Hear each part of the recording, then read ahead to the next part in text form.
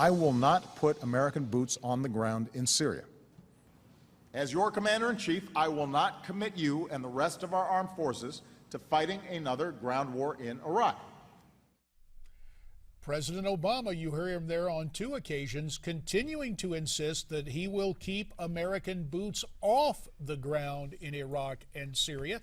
That's the subject we've been discussing. We will continue to discuss it right now alongside Miranda Khan, our Newsmax TV contributor. Let's welcome back in the editorial director for the Huffington Post Media Group and frequent MSNBC contributor, Howard Fineman. Howard, thanks for your patience as you Skype in from that library there where you got all your great columns from days past. Hey, let me ask you this.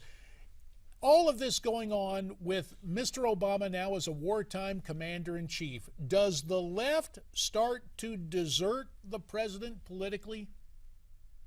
I think it's quite possible, and I think that's one reason why Democrats are not uniformly enthusiastic about coming back to Washington to hold a vote on this.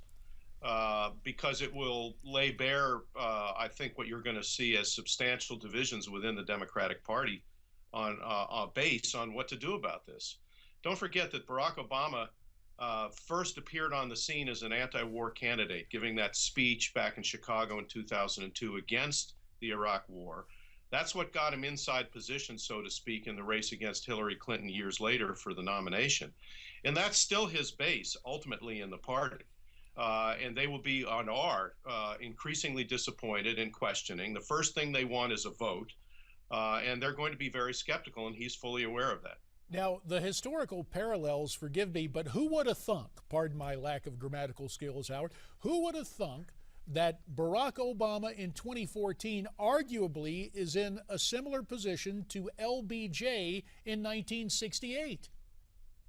JD, I am just old enough to have lived through the Vietnam War era, and I have since been to Vietnam a couple of times, and I know it a little bit.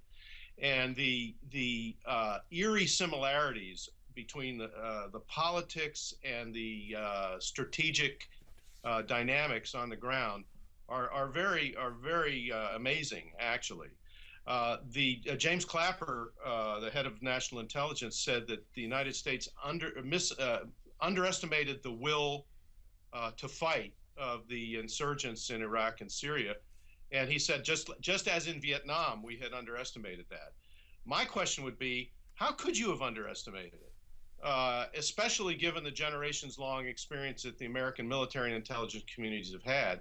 And in terms of politics, yes, you're right. I think in this case, Barack Obama is not pondering running for another term, as LBJ was when he suddenly and surprisingly announced that he was quitting and would not seek the nomination. But in other respects, yes, I think the Democratic Party, after a period of unity, for the most part under Barack Obama, political unity under Barack Obama, which was quite an accomplishment on his part, I think that you're going to see that fraying over the next year or two for sure. So, Howard, speaking of terms, how do you think the war will affect the midterms?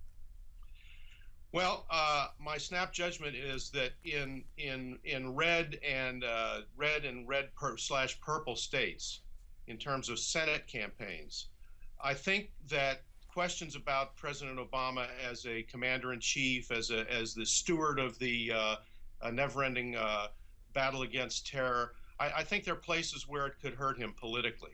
In other words, where people like Scott Brown in New Hampshire and Tillis in Georgia and elsewhere, in those kinds of states, attack ads questioning whether the president was on the watch, whether he was on the ball, whether he was vigilant, I think could further deepen his negatives in those states, which are already making it hard for Democratic candidates. I mean, my sort of adopted home is Kentucky, where I began as a reporter, and Mitch McConnell, the Republican leader, of course, is attacking the president on this very issue.